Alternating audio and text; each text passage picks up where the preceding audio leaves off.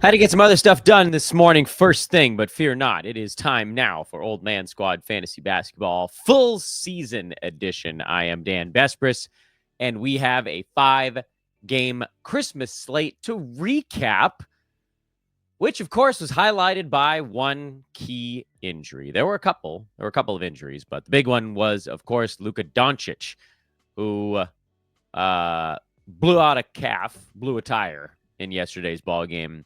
And I mean, I guess we can probably the hell with it. I was going to put the Shams tweet up on the screen, but you guys don't need that. I can just tell you what it says.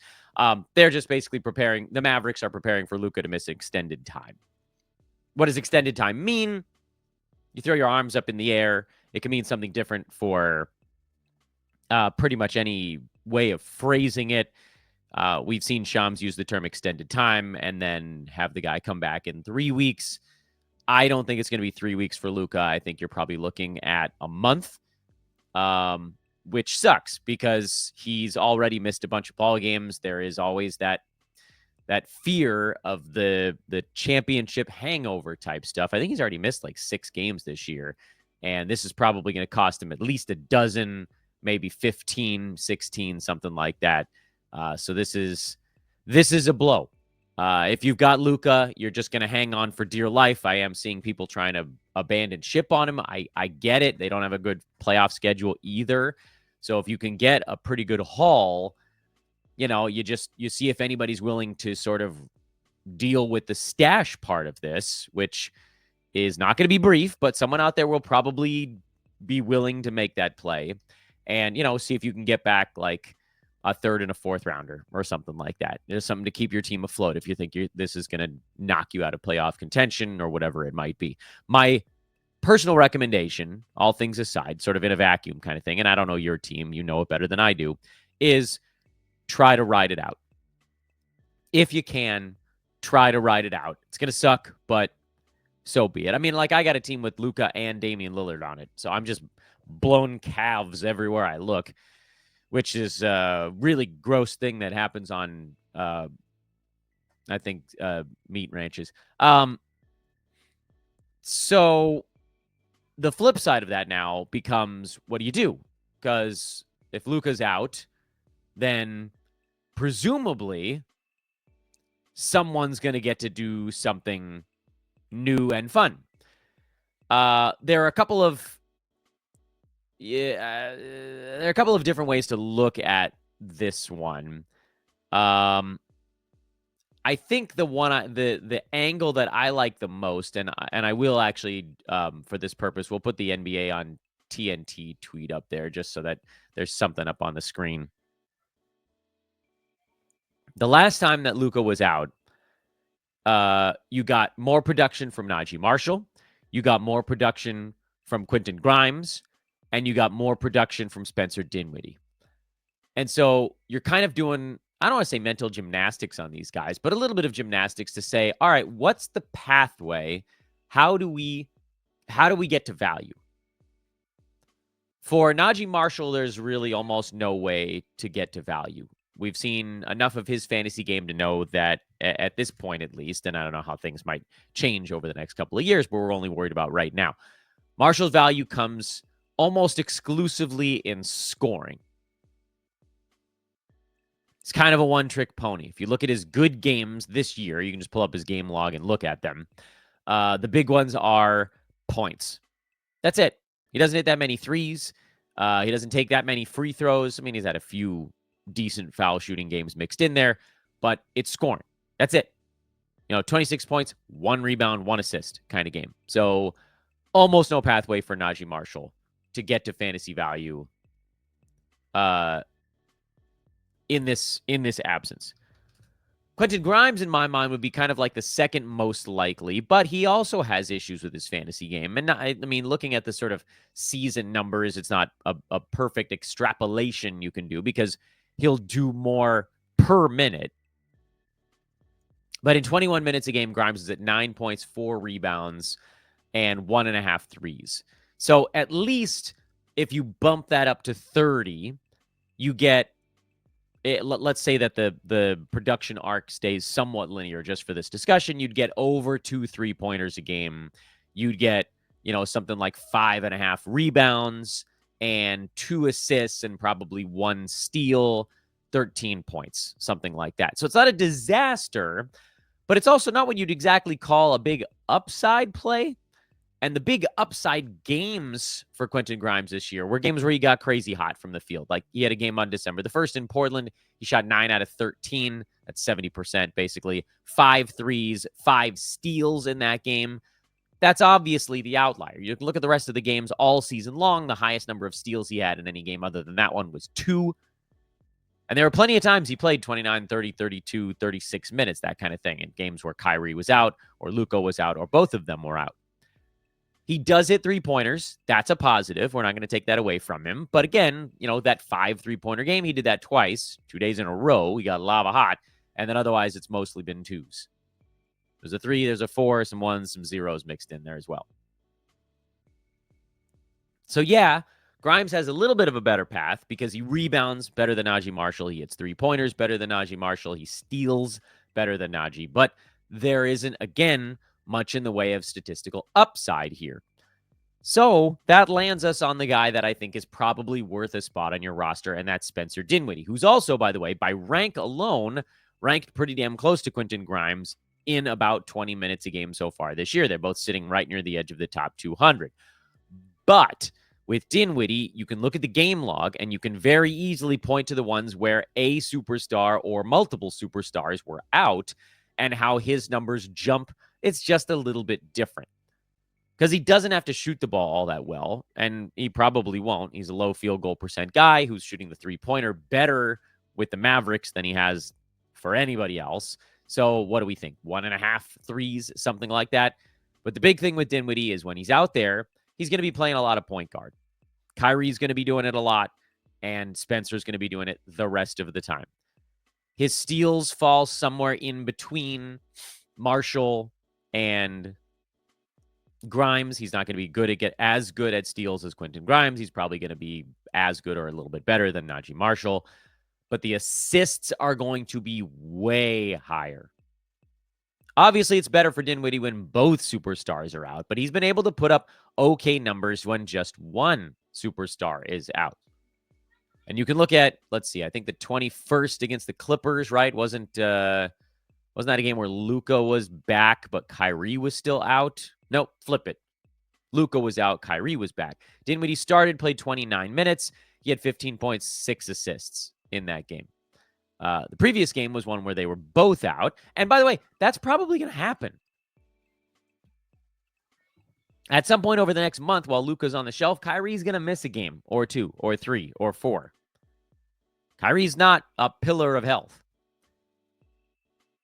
The stretch between right around Thanksgiving, there was like a 4-game stretch there where at least one of the Mavericks superstars was out. I think there was 1 or 2 games where they were both out. Spencer didn't start in a lot of those games, but he put up pretty damn big numbers anyway. I think Clay might have been out for 1 or 2 of those also. But again, that's a usage thing, but Clay is not exactly a point guard at this point of his career. So what are we looking for with Dinwiddie? Why am I telling you guys you probably should pick him up? Again, we're not going to break the bank with this stuff. He's not about to go out there and be like a top 50 guy. I think he could be like a top 100, top 90 kind of guy in a good scenario where we're looking for something like a dozen points, maybe 6 to 8, somewhere between 6 and 8 assists would be a nice universe for him. Maybe we should say between 5.5 and 7.5 assists. A steal, 1.5 3-pointers, good free throw. Hopefully he doesn't completely ruin you. Field goal. If you're punting field goal, this becomes, I think, a much easier decision. I picked up Spencer Dinwiddie basically everywhere that I had roster space to burn. I didn't drop anybody of real value. But I do think that certainly for head-to-head, he's worth playing over the next month. Roto, you could kind of game it out a little bit. And if you get a Clay missed game or a Kyrie missed game or a Marshall missed game or whatever, then maybe you take the plunge. Or maybe he's good enough without another guy being out. But you certainly don't have to start him in that very first game in that particular instance.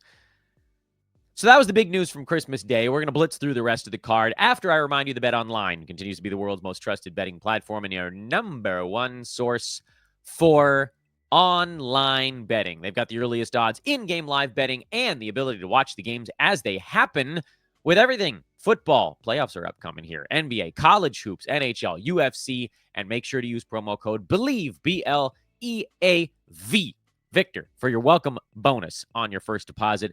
Bet Online, the game starts here. That's where the game begins. All right, so that's the Luka stuff. Here's what else happened on Christmas, and the rest of this is a little bit less entertaining from a fantasy standpoint because there weren't that many changes.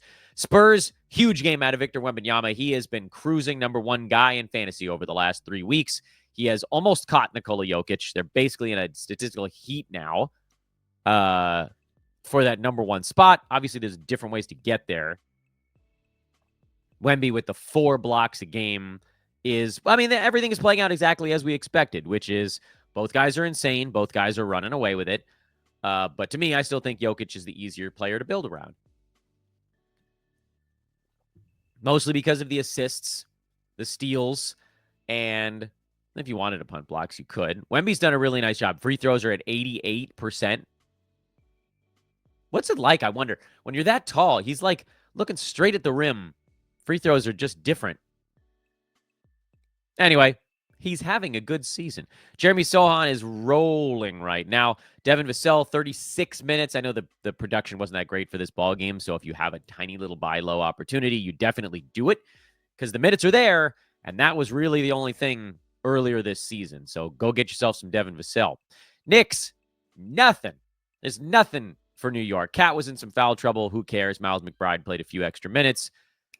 We keep rolling. Oh, Mikal Bridges, 41 points. I mean, from just like an overall, like how good was the game standpoint, it was very good. He's got himself up into the 60s after this Mondo performance. And when he was down in the 90 to 105 range, we talked about him being kind of like a small buy low on the show. He's cashed in on that. Now, this would be a great opportunity to sell on Bridges if you can go get something for him after this really big game. You bought low, you can sell high. If you can get someone ranked near him, like 55 to 65 range, I would definitely do it because that 50% field goal probably does tick down ever so slightly. And he's just bouncing back and forth between a buy low and a sell high. Cool. Minnesota beat Dallas. Again, Dallas lost Luka Doncic. So, yeah, I mean, that played a role in this thing. Minnesota, offensively, they remain kind of inept, but it was enough in this particular ball game because their defense was very, very good. Mike Conley's been a little bit better his last 2. I don't care. Nas Reed has continued to be bad.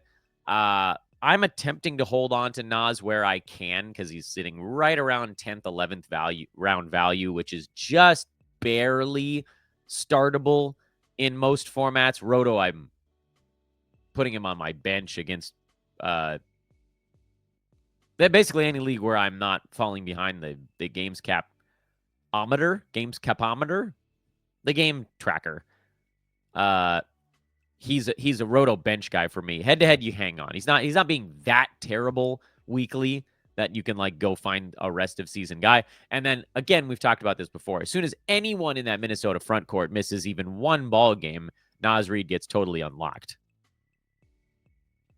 You're not adding Jaden McDaniels. You've seen the up and down there. Gobert, Anthony Edwards, Julius Randle. Those are the only guys you really need to worry about day to day for Minnesota. For Roto, those are the guys you're playing. And then again, Nas Reed, I think you're trying to squat on for head to head. Other news on the Dallas side, I mean, Luka's obviously the big one, and we talked about that for 8 minutes already.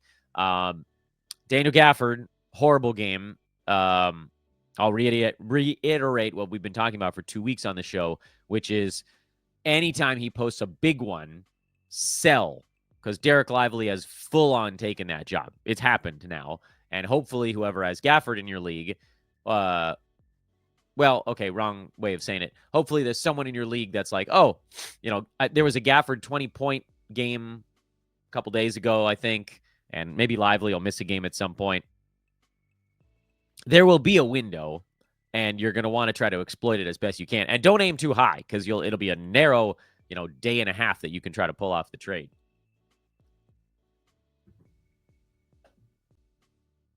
Yes, I know Spencer Dinwiddie had a terrible game here, even though Luka left like just before halftime. I don't care. We've seen what Dallas did last time around, and I'm inclined to believe that that's what will happen again this time around.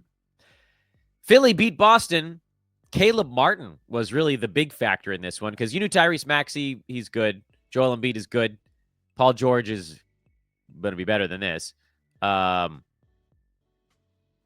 Interestingly, the starting unit, the traditional starting unit for Philly was not good in this game. And it was, weird combos of Kyle Lowry and Gershon Yabusele that got things going. But whatever. You're not too worried about that. Basically, Philly is in a kind of a start the starters mode for their own standpoint. From fantasy, I don't think that you're playing Caleb Martin. He's not going to shoot 8 out of 11 most ball games with 7 3-pointers. The usage just isn't high enough. Kelly Oubre is the one that's right on the fence for me. Because obviously Maxey and Embiid and Paul George are starting. Paul George is a buy low. Go try to get him for someone in like the 50 to 60 range. He's going to pass them. Embiid is no longer a buy low because he's actually playing. Oubre played 38 and a half minutes, only took 6 shots. Extraordinarily low number for Kelly, but he's good with steals. He's pretty good with blocks. He's rebounding relatively well this year. I don't actually know. I'll be honest with you guys. I don't really know what this stretch is going to look like for him. And you can go and you can hunt down Philly's schedule and find out when their next back-to-back is. Which, by the way, for those interested, January 1st and 2nd. So it's about a week away. And, Embiid is going to rest one of those, and Paul George might rest one of those. Then they don't have another one for 2 weeks after that, although then they have like 4 back-to-backs in a 2-week span. So, you'll probably get some Oubre value, at least in those pockets. I don't really know about in between. So what's the calculation on that? For Roto, you could probably sit on him, deploy him in those 5-6 games over the next 3 weeks where there's going to be a Philly superstar resting. Head-to-head, maybe you play him the whole way through and just kind of balance the good ones with the bad ones. That's probably the way to go. So, all right, yeah, let's do that. Sounds right. Jrue Holiday was out for the Celtics. Kristaps Porzingis left mid-ball game, dealing with some ankle soreness and everything with Kristaps. They're going to be super careful. So that meant Big Al back in and having some fun. 17 points, 4 boards, couple of assists, 5 threes, and a block for Big Al. You could pick him up pretty much anytime any Celtic is down because he tends to fall into the starting lineup when that happens. But certainly when the center goes down in Porzingis, that's excellent news for Horford. I don't know if Porzingis is going to miss any time. I don't know if Jrue Holiday is going to miss any additional time. But Al Horford is the ad if we find out that Boston is going to be missing any of their guys in an upcoming ball game, which is tomorrow. They're hosting Indiana. Also on Sunday, they play every other day, so you kind of probably have to wait on making any moves there. Peyton Pritchard, just 1 of 9 shooting in this ball game. We always knew that at some point things would cool off for him, and they're starting to a little bit. He's definitely a hold, still number 73 overall on the season, but just like kind of beginning to show the signs that he's not a top 50 guy. Everything was always a little bit crazy. And the funny thing, too, is with no Jrue Holiday, this felt like the kind of game that was going to be a bigger one for him. So, yeah, a little bit of a cold snap. That's part of it. And part of it was just the great leveling, as it always does. 20 games into the season, for him, a little bit more than that. I think he's probably a top 100 play this year. I don't think he's going to fall outside the top 100. Pritchard, we're talking about.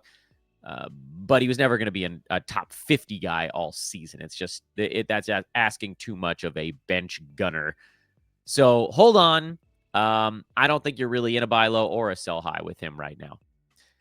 Lakers beat the Warriors. This is a fun one. Austin Reeves had a game winner and a triple-double. Anthony Davis left midway through the first quarter after just... This is the kind of injury that makes it very hard to defend AD's durability. And actually, from a durability standpoint, he's been pretty good over the last year and change. But he was just like walking, and he turned an ankle. This is the kind of crap that I would do. Anyway, the hope is that he'll be fine. He said post-game that he's planning on playing against Sacramento, but of course, everybody always says that. Lakers do have 2 off days, but should AD miss any time, Rui Hachimura is the biggest winner there. He was the small ball center for the Lakers. I don't know how the hell they do that against Domantas Sabonis.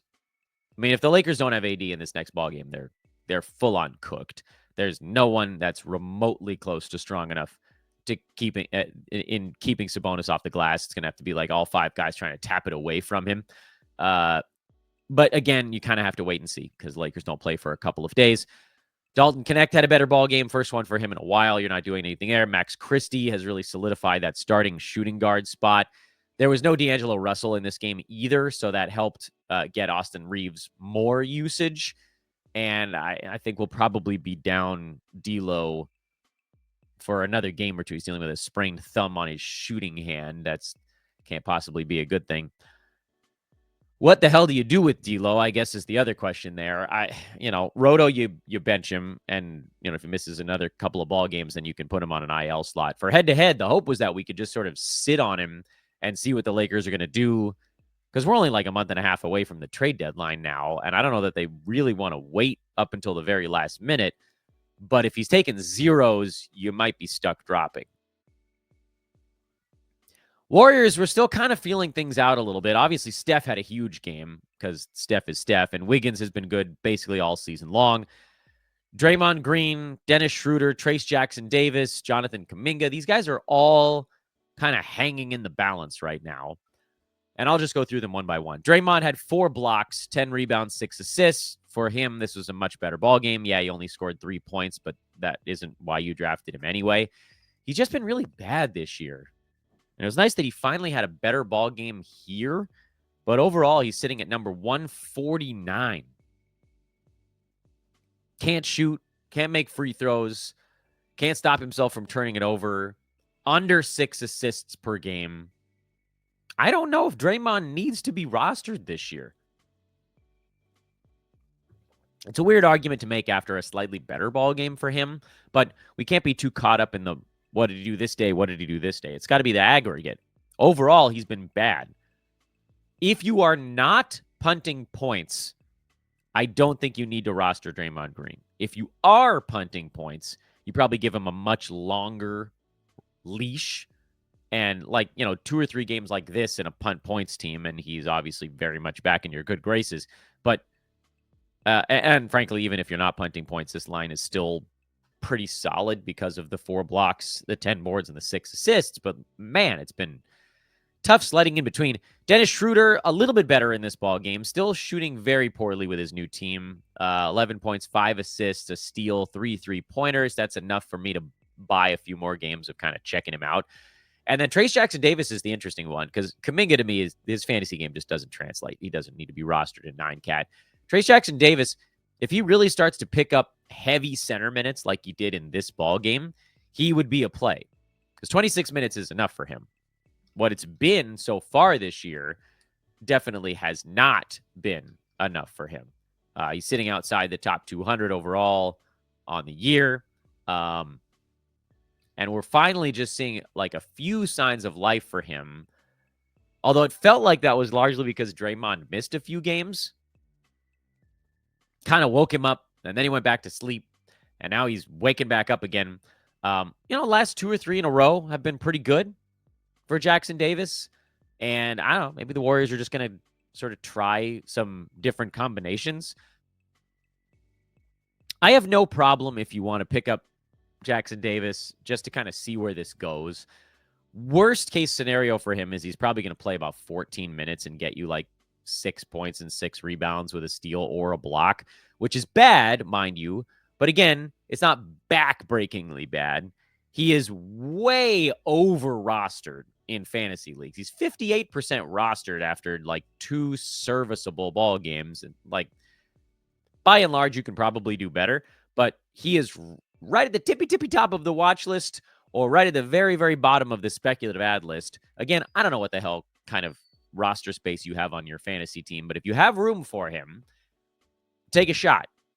If you have, some injury streamer you were hanging on to, this would be a good time to rotate that player out for someone that might have longer term appeal. And the last one on the Christmas slate, Denver lost in Phoenix. Suns got their sweet, sweet revenge. Aaron Gordon left a little over halfway through with calf tightness. Everybody's calves hurt in the NBA right now. No shortage of minutes for the Nuggets. Jamal Murray played 39. Feels like that's asking for him to get hurt. Christian Braun has come crashing back to earth here over the last week and a half or so. He's still number 86 overall, but the usage drop has been upsetting. And it does seem like it's coincided a bit, not necessarily with any one key thing happening.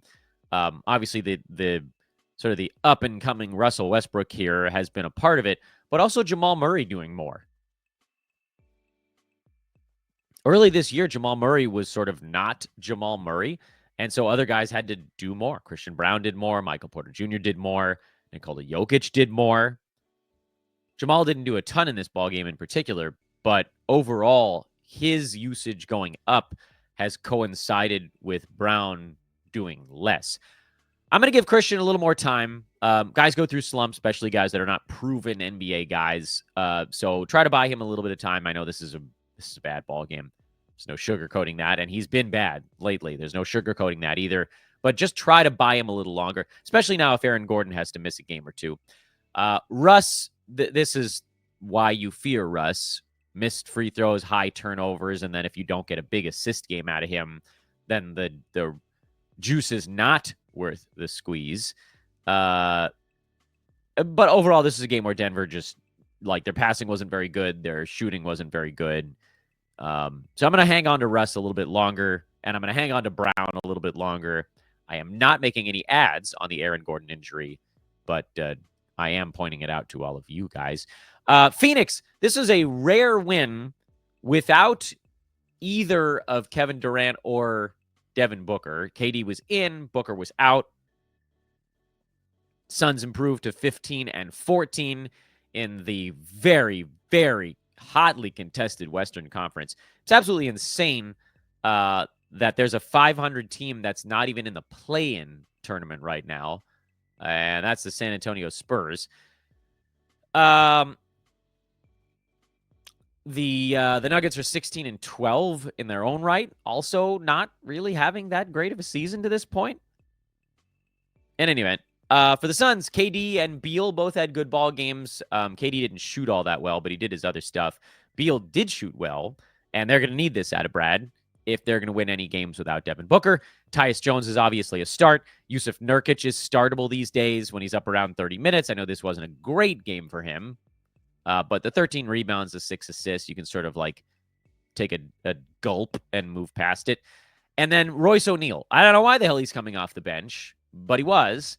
But with no Booker and no Grayson Allen, someone else is going to have to be a guy, and that guy is likely to be Royce O'Neal. 7 boards, 6 assists, 2 steals, a 3-pointer. Typically, you'll probably get more than 1 3-pointer out of him. So I think Royce O'Neal, and I know he's generally kind of a boring streamer type, but I actually think that he's good enough right now to be slightly better than a boring streamer type. Like, I think given his extremely low turnovers and just efficiency being decent, and he's going to get enough shots with 2 guys down, he could be like a top 80 dude on this run. So Royce O'Neal a little higher than my usual streamer level. Like, when one guy's out, he's fine.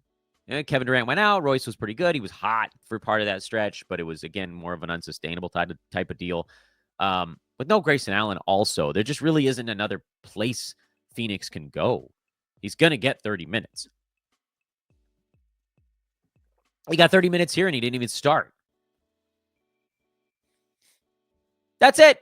That's your Christmas recap. Coming up later today on Old Man Squad Fantasy Basketball. Yes, we are going to do one more show, probably in about 2.5 hours, something like that. So we'll separate it by a little bit before the games get cooking on this Thursday evening. What is today? Like a 9-game card? Yeah, it's a 9, an 8, a 9, and a 6 to finish off the week. As I talked about, by the way, Starting yesterday on Christmas Day, we have between 5 and 11 games in the NBA every single night until January 24th. We have a full month of medium-sized cards. This is the best. This is the dog days, but it's my favorite part of the NBA season because you don't have the goofball schedule stuff. It's going to be really easy for us to settle in. Still, that has nothing to do with what's coming up later on today on the show. The plan, we'll see if I can bring this to fruition. The plan is at some point in the next 30 hours, I want to do a hot and cold episode, which probably kind of rolls right into a buy low, sell high kind of show. At some point, we're going to be doing a weekend review show. We might push that to Saturday because we will also have a Thursday recap show tomorrow. And then I haven't done my own like true buy low show in multiple weeks. We've done it as part of the hot and cold episode. We'll see. We'll see how it goes. I also haven't done an update to the stash episode since I think it's been like 4 weeks. I said I was going to do one of those every month, and then I've forgotten to do it. There's always something. There's always something, guys. Subscribe. That's the important part. Hit that subscribe button. Like if you're watching on YouTube. Please do throw a 5-star review on Apple or Spotify. Is so easy to do the 5-star deal. But again, subscribe so we can get you the next episode that's coming up in a little bit. Shout out, by the way, to our buddy Brenton Eckersley, who put out a DFS episode earlier this morning. Also available here on Old Man Squad Fantasy Sports Network. I am Dan Bespris at Dan Bespris on Twitter. DanBesbris. I insist that you follow over there because so much happens in between episodes of podcasts. I know that you guys are all terrified of Twitter. You have every right to be and every reason to be. But if you can really just cultivate the few things that you're looking for, it will make you a better fantasy basketball player. So come find me over there. I can help direct you. Questions, comments, whatever, throw them in the YouTube chat. That's where I find them. I'll see you guys in, I don't know, a couple of hours, I guess. So long for now.